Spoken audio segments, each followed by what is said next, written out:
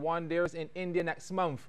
We had already reported the recall of batsman Marlon Samuels, and added to the list are fellow batsman Dwayne Smith and fast bowler Jerome Taylor.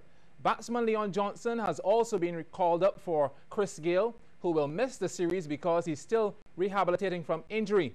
Samuels and Smith return after having missed out on the limited overs legs of the home series against New Zealand and Bangladesh this year. Taylor is back after a more lengthy absence, having last played an ODI in 2010.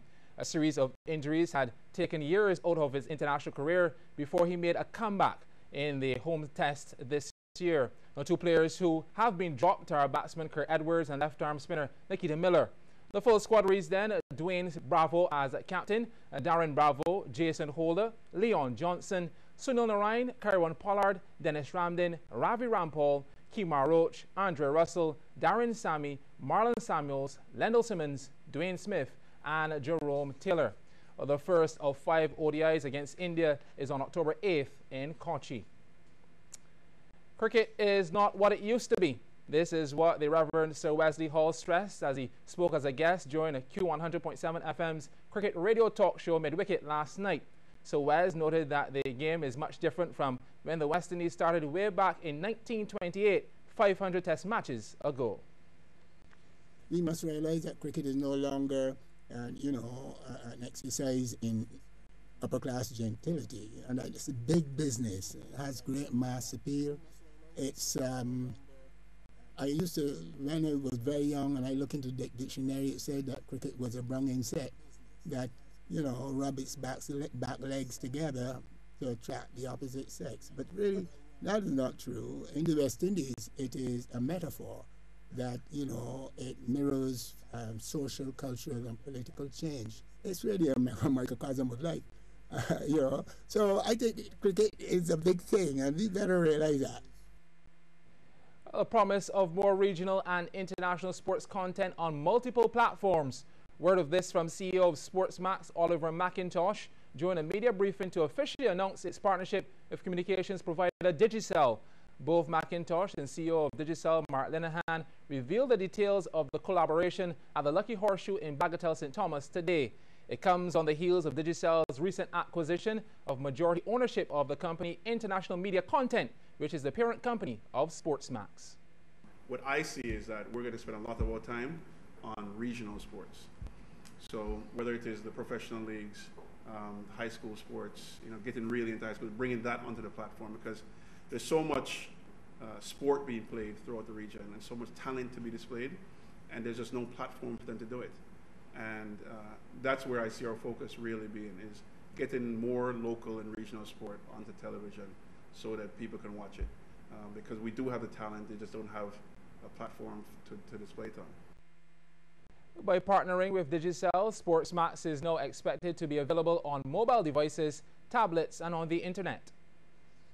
I think the prospects are quite exciting regarding the collaborations, and again back to local sports and regional sports, and we talked about the coverage that SportsMax gave the final of the road tennis, was it last year?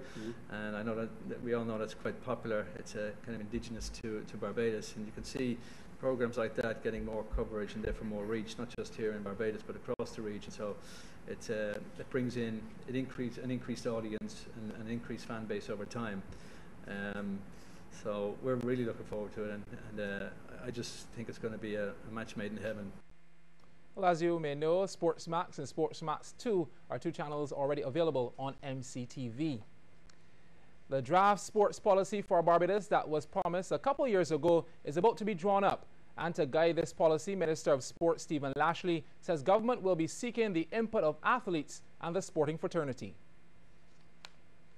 You're involved in sports, along with the administrators, trainers, and coaches and so on. We want to hear from you, because I think we need to stop and we need to recalibrate.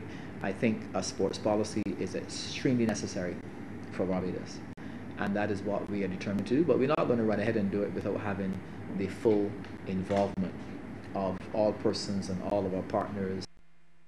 Mr. Lashley wants Barbados to redouble its efforts towards transforming sports into an industry. What that means is not only putting in place the kind of systems that are required if we are serious about creating the sporting industry, but also putting in place legislation that speaks to the development, speaks to providing incentives upon which the sports industry can excel. The government is also looking at a special citizenship arrangement for those athletes who represent Barbados not born on the island. Minister Lashley provided some insight into the proposal at a media conference yesterday that was called to recognize a number of outstanding Barbadian athletes in several sporting disciplines.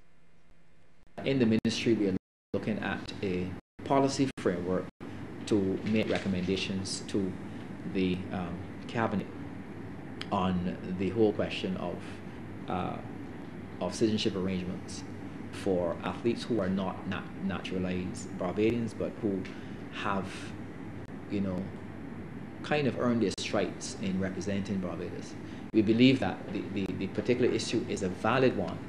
However, we believe that it ought to be informed by an appropriate policy framework which can be looked at.